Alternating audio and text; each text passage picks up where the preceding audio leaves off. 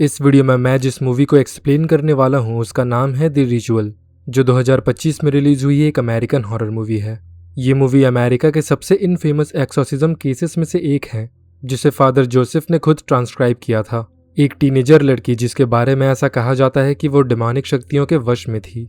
ये स्टोरी एमा के ऊपर की गई मल्टीपल एक्सोर्सिज्म पर आधारित है, जिसे जूडस, लूसीफर और बेल्जेबब जैसे डीमंस ने पोजेस किया था। तो चलिए देखते हैं इस घटना की पूरी कहानी और जानते हैं कि अंत में एमा के साथ क्या हुआ।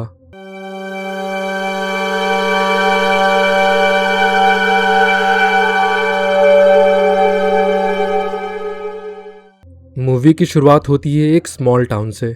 साल है 1928। फादर जोसेफ चर्च में प्रेयर कर रहे होते हैं और उनके भाई ने एक हफ्ते पहले ही सुसाइड कर लिया था।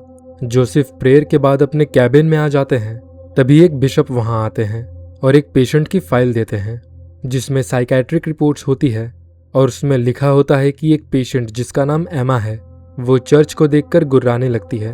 डॉक्टर्स के कई प्रयास से भी कोई सुधार नहीं आ रहा है, इसलिए ये केस चर्च को सौंप दिया गया है और फादर जोसेफ को यहाँ ट्रांसफ़र कर दिया गया है, क्योंकि जो फादर एमा का एक्सोर्सिज्म करने वाले हैं उन्हें शहर से दूर एक शांत जगह चाहिए और फादर जोसेफ का ये चर्च उनके काम के लिए बिल्कुल सही जगह है। तो शाम को एमा को चर्च में लाया जाता है और जोसेफ फादर थियोफिलिस को लेने स्टेशन के लिए निकल जाते हैं, पर वो ऑलरेडी चर्च में आ गए थे। वो सभी रेवरेंट मदर से इस केस के बारे में बात करने आते हैं और थियोफिलिस उन्हें बताते हैं कि उन्हें 3 सिस्टर्स की ज़रूरत पड़ेगी, साथ ही फादर जोसेफ की भी, जो पूरी घटना का नोट्स बना सकें एविडेंस के लिए।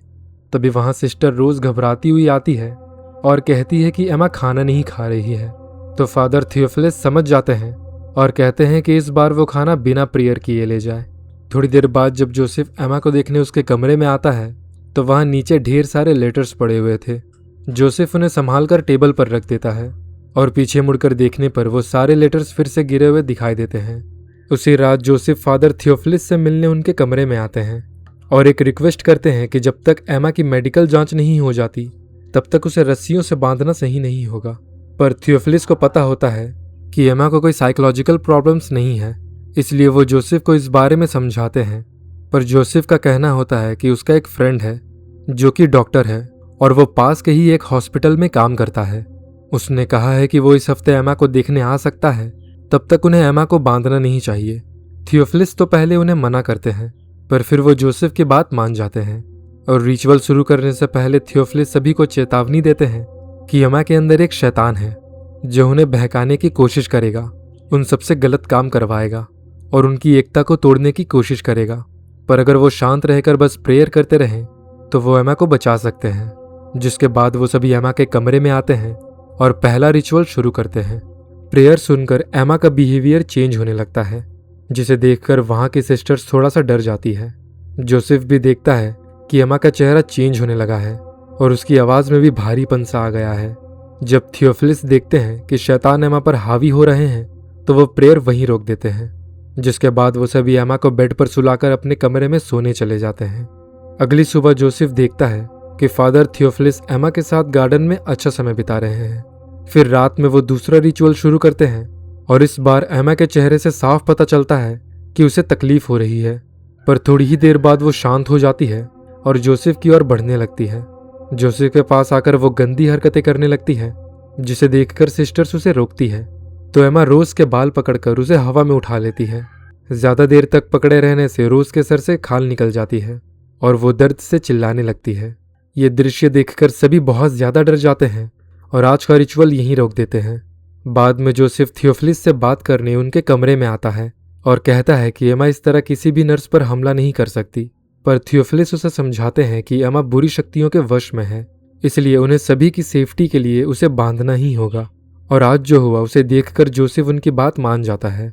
अगले दिन रेवरेंट मदर जब एमा के बारे में जोसेफ से बात करती है तो वो पिछली रात के बारे में ठीक से जवाब नहीं दे पाता और बाद में वो सिस्टर रोज से भी मिलने आता है और आज रात उसे आराम करने को कहता है। सिस्टर रोज की जगह एक दूसरी नर्स आती है जो एमा को बेड पर बंधा देखकर घबरा जाती है, क्योंकि उन सब ने इससे पहले इस चर्च में ऐसा कुछ नहीं देखा था। वो तीसरे रिचुअल की शुरुआत करते हैं और इस बार एमा के मुंह से झाग निकलने लगता है। उसकी आंखें पलट जाती है और वो चिल्ला कर कहती है कि इस कमरे में जितने लोग हैं वो सभी पापी हैं। और थियोफिलिस के बार बार पूछने पर भी उसके अंदर के शैतान अपना नाम नहीं बताते। अगले दिन जोसेफ चर्च में प्रेयर कर रहा होता है, पर एमा के ऊपर हो रही रिचुअल से वह बहुत ज़्यादा डिस्टर्ब हो गया था और उसे एमा के ही ख्याल आने लगते हैं। चौथे रिचुअल में एमा की हालत और ज़्यादा बिगड़ने लगती है और वो काली सी उल्टी भी कर देती है जिसमें ढेर सारा बाल होता है। थियोफिलिस जब उससे उसका नाम पूछता है तो वो अपना नाम मीना बताती है। जोसेफ अब बहुत ज़्यादा डिस्टर्ब हो रहा था और उसे समझ नहीं आता कि वो जो कर रहा है वो सही है या गलत। और अगले दिन वो जब एमा के लिए खाना लेकर आता है तो उसे टेबल पर कुछ नोट्स मिलते हैं जिसमें लिखा होता है, अगर तुम्हें उसके हवाले कर दूं तो मुझे क्या दोगे। तो मैं आपको बता दूं कि ये जूडस के एग्जैक्ट लाइंस हैं। बाइबल के अनुसार उसने ऐसा चीफ प्रिस्ट से कहा था कि अगर वो जीसस को धोखा देगा तो उसे क्या मिलेगा। तो उन्हें एक अंदाज़ा हो जाता है कि एमा के अंदर जूडस ने भी पोजेस किया है। खैर, वो सभी जब पांचवा रिचुअल करने आते हैं तो देखते हैं कि एमा के पूरे शरीर पर घावों के निशान आ गए हैं। थियोफिलिस प्रेयर शुरू करते हैं और पूछते हैं कि क्या वो जूडस है जिसने एमा को पोजेस किया है।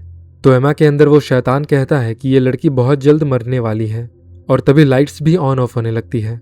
एमा का शरीर इतना हैवी हो जाता है कि बेड टूट जाता है। एक सिस्टर उसे उठाने के लिए अपना हाथ भी नीचे डालती है पर उसका हाथ दब जाता है, जिसे देखकर जोसेफ सभी को बाहर जाने को कहता है और थियोफिलिस पर चिल्लाने लगता है कि वो अब ये सब बर्दाश्त नहीं कर सकता कि उसके चर्च में सिस्टर्स के साथ ऐसी घटनाएं हो। जोसेफ फादर थियोफिलिस को अभी भी कहता है कि उन्हें एक बार डॉक्टर को बुला लेना चाहिए, पर थियोफिलिस को पता था कि एमा के अंदर शैतान ही है जो उसे वश में किए हुए हैं, क्योंकि थियोफिलिस उसे बचपन से जानता है। उस समय भी शैतान ने एमा को पोजेस किया था और थियोफिलिस ने उसका एक्सोर्सिज्म किया था, जिसके बाद कई सालों तक एमा ठीक रही। पर जैसे ही उसकी माँ की मौत हुई, शैतान ने फिर से उसे पोजेस कर लिया। पर सवाल यह है कि शैतान ने इतने सालों तक एमा को पोजेस क्यों किया। तो थियोफिलिस उसका जवाब देते हैं कि जो लोग ओवर सेंसिटिव और काइंड हार्टेड होते हैं, उनका अगर बचपन में किसी ट्रॉमा या काली विद्या से सामना हुआ हो तो बुरी शक्तियां ऐसी आत्माओं को अंदर आने की जगह दे देती हैं। अगले दिन जोसेफ एमा के रिपोर्ट्स को एक बार फिर ध्यान से पढ़ता है और उसे पता चलता है कि एमा के पिता की उसकी माँ की बहन के साथ अफेयर था जिसका नाम मीना था। मीना एमा पर काला जादू करती थी और कई बार उसके खाने में तंबाकू और जादू टोने की चीज़ें मिला दिया करती थी। उसी दौरान रोज़ एमा के लिए जब खाना लेकर उसके कमरे में आती है तो देखती है कि एमा पूरी नेकेड खून से लथपथ बैठी हुई है। वो सबको आवाज़ देती है और इस बार रेवरेंड मदर भी वहाँ आ जाती है और ऐसा दृश्य देखकर वो बहुत ज़्यादा डर जाती है। उन्हें पता ही नहीं होता कि चर्च में इतना सब कुछ हो रहा है। रेवरेंड मदर इन सब के लिए जोसेफ पर चिल्लाने लगती है और कहती है कि यहाँ के सिस्टर्स इन सब कामों के लिए नहीं है। तो जोसेफ भी गुस्से में उन्हें उल्टा जवाब देता है कि उसे उसका काम ठीक से पता है, तो दूसरों को उसे सिखाने की ज़रूरत नहीं है। इस घटना के बाद रेवरेंड मदर ने एमा को बेसमेंट में शिफ्ट कर दिया था और कुछ दिन बाद जोसेफ का फ्रेंड भी एमा को देखने आ जाता है, जो कहता है कि एमा को बस डिहाइड्रेशन हो गया है और थोड़ी सी वीकनेस आ गई है। अगर उसका ठीक से ध्यान रखा जाए और खाना पीना सही से दिया जाए तो वो ठीक हो जाएगी।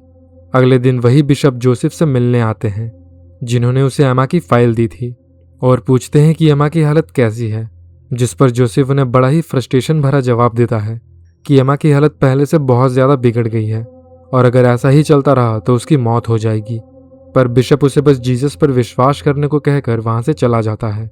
बाद में जोसेफ चर्च में अकेला बैठा होता है, तभी वहाँ रोज़ आ जाती है। रोज़ कुछ दिनों से अपनी आस्था खो रही थी और उसे बहुत ही अकेला सा फील हो रहा था। तो जोसेफ उसे हिम्मत रखने को कहता है और उसकी चोट के बारे में पूछते हुए अपना हाथ आगे बढ़ाता है। पर रोज़ अनकंफर्टेबल हो जाती है और आज रात के रिचुअल की तैयारी करने चली जाती है। रिचुअल में एमा के अंदर जो शैतान होता है वो जोसेफ के विश्वास को कमज़ोर करने के लिए सबके सामने कहता है कि उसने रोज़ को छुआ था ना, और रोज़ को भी नीचा दिखाता है कि अगर अगली बार जोसेफ उसे छूने की कोशिश करे तो उसे रोकना मत, उसका साथ देना। जिसे सुनकर रोज़ कमरे से चली जाती है और जोसेफ गुस्से में थियोफिलिस को ये सब रोकने के लिए कहता है। पर थियोफिलिस का कहना होता है कि यही तो शैतान चाहता है, इसलिए वो उनके मन में शक डाल रहा है। जोसेफ को खुद पर बहुत शर्म आती है, इसलिए वो भी बाहर आ जाता है और इसी मौके का फ़ायदा उठाकर एमा एक सिस्टर पर अटैक करके दीवार में चढ़ जाती है। थियोफिलिस उसे शांत करके वापस बेड पर लाकर सुला देते हैं। उसी रात सोने से पहले रेवरेंड मदर अपने कमरे में प्रेयर कर रही होती है, तभी उन्हें कुछ आवाज़ें सुनाई देती हैं। इसी दौरान थियोफिलिस को भी एक काला साया नजर आता है और उन्हें यहाँ से चले जाने की धमकी देता है और कहता है कि एमा की मौत के जिम्मेदार वो खुद होगा। जोसेफ को भी अपने कमरे में एमा नजर आने लगती है और वो पागल सा होने लगता है। तो अगले दिन वो इस बारे में बात करने थियोफिलिस के कमरे में आ जाता है और उन्हें बताता है कि उसे नींद नहीं आती, न भूख लगती है न प्यास। जिस पर थियोफिलिस जोसेफ को शांति से समझाते हैं कि शैतान वो हर कोशिश करेगा जिससे उन सबका विश्वास कमजोर हो जाए। और इस समय एमा भी बहुत अकेली है। इस लड़ाई में कोई उसका साथ नहीं दे रहा है सिवाय इस चर्च के। तो उन्हें एमा की हेल्प करनी चाहिए और उसे उन शैतानों से मुक्त करना चाहिए। और ये सब सुनकर जोसेफ का विश्वास भी वापस आ जाता है और वो सोचता है कि उसके भाई के बुरे समय में वो उसके साथ नहीं था, पर वो एमा को ज़रूर ठीक करेगा। तो रात में रिचुअल शुरू करने से पहले थियोफिलिस सभी को समझाते हैं कि आज की रात थोड़ी मुश्किल होने वाली है, इसके लिए वो तैयार हो जाएं। और रिचुअल में शैतान फिर से सिस्टर्स की आस्था को तोड़ने की कोशिश करने लगता है, पर सारे सिस्टर्स एक होकर शैतान से लड़ते हैं और उसे अपने ऊपर हावी होने नहीं देते। फिर एक लंबे प्रेयर के बाद वो 5 मिनट का ब्रेक लेते हैं और इसी दौरान एमा एक सिस्टर को चकमा देकर बेसमेंट के अंदर छिप जाती है। थियोफिलिस और जोसेफ आवाज़ सुनकर अंदर आते हैं और एमा को बेसमेंट में सर्च करने लगते हैं। तभी जोसेफ को एमा एक गेट के अंदर पड़ी मिलती है और थियोफिलिस उसे देखते ही प्रेयर शुरू कर देते हैं, जिसे सुनकर एमा पागलों की तरह तड़पने लगती है। तो थियोफिलिस उसे अपना क्रॉस देते हैं, जिसे हाथ में लेकर एमा थोड़ी हिम्मत दिखाती है। शैतान उसे बहुत दर्द देता है, पर एमा हिम्मत नहीं हारती और सभी के कंटिन्यू प्रेयर के बाद एमा अंत में ठीक हो जाती है और उसके अंदर जो शैतान होते हैं वो उसके शरीर को छोड़कर चले जाते हैं। और इसी के साथ ये मूवी यहीं ख़त्म हो जाती है। इस घटना के बाद एमा के इस बिहेवियर पर बहुत चर्चा हुई। कुछ लोगों को ये बस एक साइकोलॉजिकल कंडीशन लगी, जहां दूसरों को लगा स्पिरिचुअल फोर्स ने एमा को पोजेस किया था। और इस 1928 की घटना के बाद एमा ने अपनी बाकी की लाइफ बहुत आराम से गुजारी। फादर जोसेफ और थियोफिलिस भी अपनी प्रैक्टिस मरते दम तक करते रहे। और इस घटना के बाद थियोफिलिस को भी टाइम मैगजीन में प्रोफाइल किया गया और जोसेफ के नोट्स कई सारे इवेंट्स, बुक्स और मूवीज़ के लिए इंस्पिरेशन बने। आशा करता हूँ कि आपको ये वीडियो पसंद आई होगी। ऐसी ही और भी वीडियोस देखने के लिए सब्सक्राइब कीजिए हॉरर फोबिया को।